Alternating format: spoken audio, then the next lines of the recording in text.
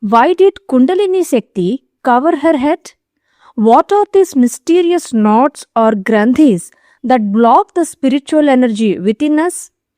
Why are they mentioned in the powerful mantras of Sri Lalitha Sahasranamam? And what really happens to a seeker when these knots are pierced during the awakening of Kundalini? Stay with us till the end, because what you are about to discover could transform the way you look at your spiritual journey.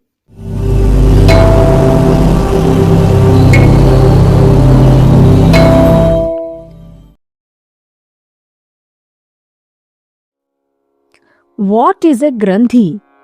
A Grandhi is a psychic knot or an energetic blockage, something that prevents the smooth flow of spiritual energy, that is Kundalini, through the Sushumna nadi. We know that there are 6 chakras in the human body, but along this path there are also 3 primary Grandhis: Brahma, Vishnu and Rudra Grandhi. Each Grandhi actually consists of 2 energetic knots. That means Brahma Grandhi is equal to 2 knots, Vishnu Grandhi is equal to 2 knots and Rudra Grandhi is equal to 2 knots. These 6 knots exist between the base chakra, that is Mooladhara, and the crown chakra, that is Sahasrara. The elemental connection. Brahma Grandhi relates to earth and water elements. Vishnu Grandhi relates to fire and sun elements. Rudra Grandhi relates to air and space elements. These elements correspond to the chakras. Earlier on our channel, we discussed the chakras and the 5 elements associated with them. However, in the Dattatreya Samhita, these elements connected with the chakras are mentioned with slight variations. Let us now look at what those are.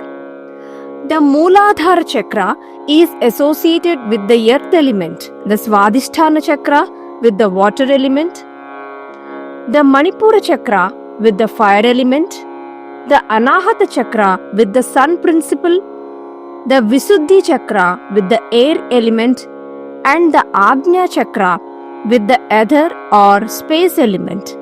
In this way, the scriptures connect each chakra with an element, stating that these elements are present at the center of the respective chakras. Sri Vidya perspective of the Grandhis. In Sri Vidya, there are 4 important divisions. They are Agneya, Saura, Saumya and Chandrakala. These relate to the 4 parts of the Sri Vidya mantra: Vagbhava, Kamaraja, Shakti and Turiya. Between these divisions or kutas, the 3 Grandhis appear, marked by the syllables Hreem in the Shodashi mantra. Even the 3 concentric circles in Sri Chakra are symbolic representations of these Grandhis.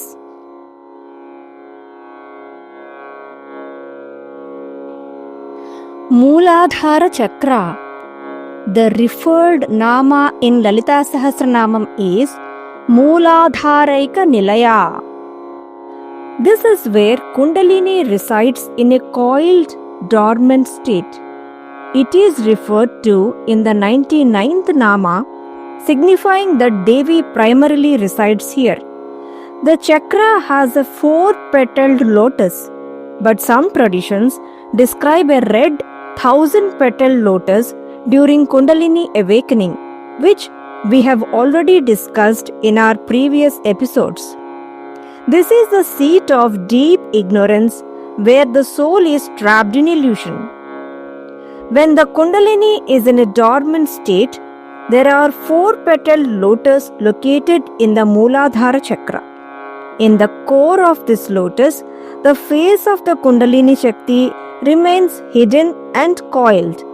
This symbolizes that the individual, the Jiva, is covered by the illusion of worldly life and is trapped in ignorance. When the Kundalini awakens from its sleep, it begins its journey from this point. That is, the Mooladhara Chakra is the base or starting point for the ascent of Kundalini Shakti. Since both the Kundalini Shakti and the Sushumna Nadi originate here, this chakra is rightly named Mooladhara, meaning the root support. To the left of the Sushumna Nadi lies the Ida Nadi, which extends from the base chakra to the left nostril. This nadi is associated with inhalation and spreads cool, moon-like energy. On the right side of the Sushumna Nadi is the Pingala Nadi. This runs from the Mooladhara Chakra to the right nostril and is connected to exhalation. This Nadi radiates hot, sun-like energy. Only when these lunar and solar energies function in harmony with the Nadis can one experience good health and balance. The sun and moon energies flow through the nadis and unite at Mooladhara Chakra. When this union occurs, it creates a state of darkness like the new moon. This is why the region from Mooladhara to Swadhisthana Chakra is referred to as the realm of darkness, Andhakara Bandhuras, meaning it is bound by ignorance. Only by crossing this region can true knowledge, jnana, be attained. The Kundalini Shakti depends on the moon-like energy for nourishment. Through disciplined practice under a guru's guidance and with breath control, that is pranayama, when one regulates the breath, the Kundalini ceases to receive nourishment and begins to rise from this slumber. In a sadhaka, once the Kundalini Shakti is awakened, it begins its journey from the Mooladhara and ascends to reach the Swadhisthana Chakra. Brahma Grandhi, the referred nama in Lalitha Sahasranamam, is Brahma Grandhi Bhedhanam. Between the Mooladhara Chakra and the Swadhisthana Chakra, and also just above the Swadhisthana Chakra, there are two energetic knots. The Saubhagya Bhaskara scripture states, Tatra Brahma Grandhi Dvayam Swadhishthaniyam, meaning two energetic knots are present in this region. Together, these two are referred to as the Brahma Grandhi. This Brahma Grandhi symbolizes the human entanglement in illusion, where one is unable to distinguish between the truth and the untruth. It represents the ego-centered thoughts like I and mine that keep a person bound. The word Brahma here refers to creation and worldly experiences. Once the Kundalini awakens and begins its journey, the first knot it pierces through is the Brahma Grandhi.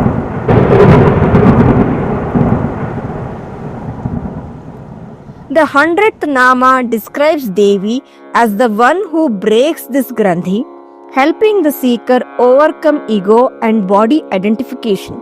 That is, the seeker identifies himself to be different from the Sthula Sarira. Manipura Chakra. The corresponding Nama is Manipuranta Rudita. The 101st Nama indicates Devi's emergence in the Manipura Chakra, that is, navel area. A 10-petaled lotus resides here, representing inner fire and willpower. It is the seat of digestion, not just physical but also emotional and mental processing. The sadhaka deepens and strengthens his spiritual practice at the level of Manipura Chakra. Here, the solar, lunar, and fire energies shine like precious stones. It is through these energies that the practitioners of Samayachara worship the Divine Mother. For those who meditate with the consciousness of fourfold unity, that is, Chaturvidaikya, the goddess appears as Chaturbhuja. For those in sixfold unity, that is, Shadvidaikya, the goddess manifests as Dasabhuja. From this point, the Kundalini Shakti ascends to the Anahata Chakra. Vishnu Grandhi. The corresponding nama is Vishnu Grandhi Bhedhanam. This Grandhi is located between Manipura and Anahata and also above Anahata Chakra. This is where the ego of I am the doer starts dissolving. Vishnu symbolizes the principle of sustenance, Poshana Tattva. When this Grandhi is pierced, the sadhaka is freed from the egoistic thought that this entire universe functions because of him.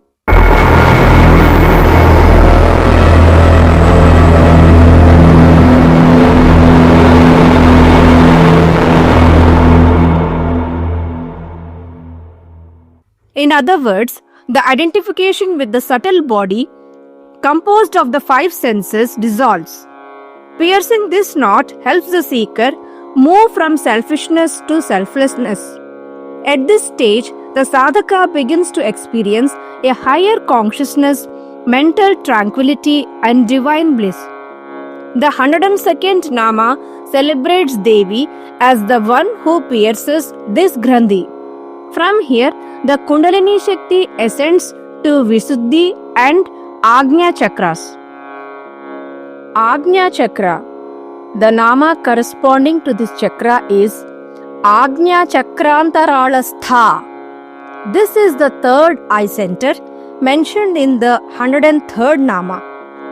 A two-petal lotus resides between the eyebrows. It is the Gurusthana, the place of command, wisdom and intuitive knowledge. This Nama describes the Divine Mother as the one that resides in the center of the Agnya Chakra. Up to this chakra, if the sadhaka controls the mind and continues the practice without developing attachment towards the siddhis, a certain level of wisdom is attained. This chakra is also known by the names Odhyana Pita and Prayaga Kshetra. Since the Ida, Pingala and Sushumna nadis converge here, it is also called the Triveni Sangamam. From this point onwards, the Kundalini begins its journey towards the Sahasrara Chakra. Rudra Grandhi. The corresponding Nama is Rudra Grandhi Bhedhanam. Between the Visuddhi Chakra and the Agnya Chakra and also above the Agnya Chakra lies the Rudra Grandhi, the knot of Rudra. This is the final blockage that separates the seeker from pure consciousness. When the Rudra Grandhi is pierced, it signifies the attainment of ultimate spiritual progress.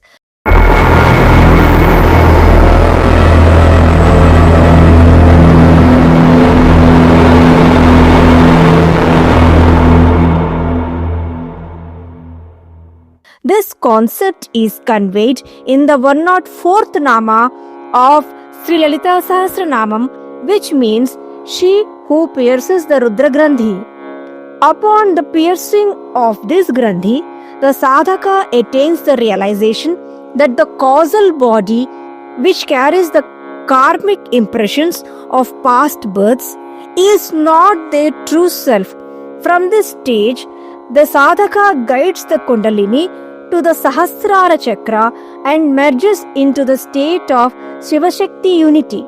It is believed that even just seeing a yogi who has achieved this state, one who has pierced all the Grandhis, can destroy all the one's sins and bestow great merit, that is Punya. Sahasrara Chakra. The crown chakra with a 1,000-petaled lotus is the seat of spiritual liberation. Beneath the Brahmarandra lies the white lotus with 1,000 petals. In each of these 8 major petals, there are 125 fine strands. When the Kundalini Shakti reaches this point and unites with Shiva, it dissolves all agitation and remains established in that supreme lotus. This concept is reflected in the 106th Nama of Sri Lalitha Sahasranamam, Sahasraram Bhuja Rudha, which means she who is seated upon the 1,000-petaled lotus. Within the 1,000-petal lotus resides a blemishless moon. At the center of this lunar realm is a triangle, and within that triangle lies emptiness, Shunya. In that formless void dwells Shiva, the attributeless absolute. At this stage, the sadhaka attains union with the Paramatma and becomes a Jivan Mukta, one who is liberated while still living. Such a person attains purity of speech and gains insights into past and future. When the Divine Mother, who is of the nature of fire, reaches the cool essence of nectar in the moon realm at the Sahasrara, that nectar melts and begins to flow as a stream of Amrita, permeating and soothing all the nadis within the sadhaka's subtle body. This concept is beautifully expressed in the 106th Nama of Sri Lalitha Sahasranamam, Sudha Sarabhivarshini, which means she who showers the essence of nectar. This Nama signifies that the Divine Mother is the source from which the stream of immortal nectar flows. Until now, we have seen the state in which Kundalini resides at the Mooladhara Chakra. We have also understood how the Kundalini Shakti awakens and ascends, crossing various chakras and piercing the 3 knots, ultimately reaching the Sahasrara. Now, let us explore the form or appearance of the awakened Kundalini Shakti as described in the 107th Nama of Sri Lalitha Sahasranamam. Tatillata Samaruchihi means she who shines with the brilliance of lightning.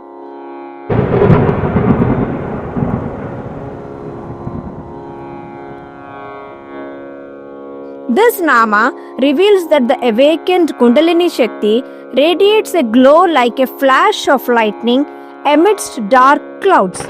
Lightning is subtle, momentary, dazzling, and possesses an intense and piercing radiance. Similarly, the Divine Mother manifests as the form of knowledge, Jnana Swarupini, dispelling the darkness of ignorance with the brilliance of a lightning flash. In this divine radiance, Kundalini Shakti crosses the 6 chakras and pierces the 3 Grandhis, finally reaching the Sahasrara Chakra. Within the moon region of the Sahasrara lies the sacred Chintamani Gruha, where the Divine Mother resides, seated upon the Pancha Brahmasana throne formed by the 5 Brahmas.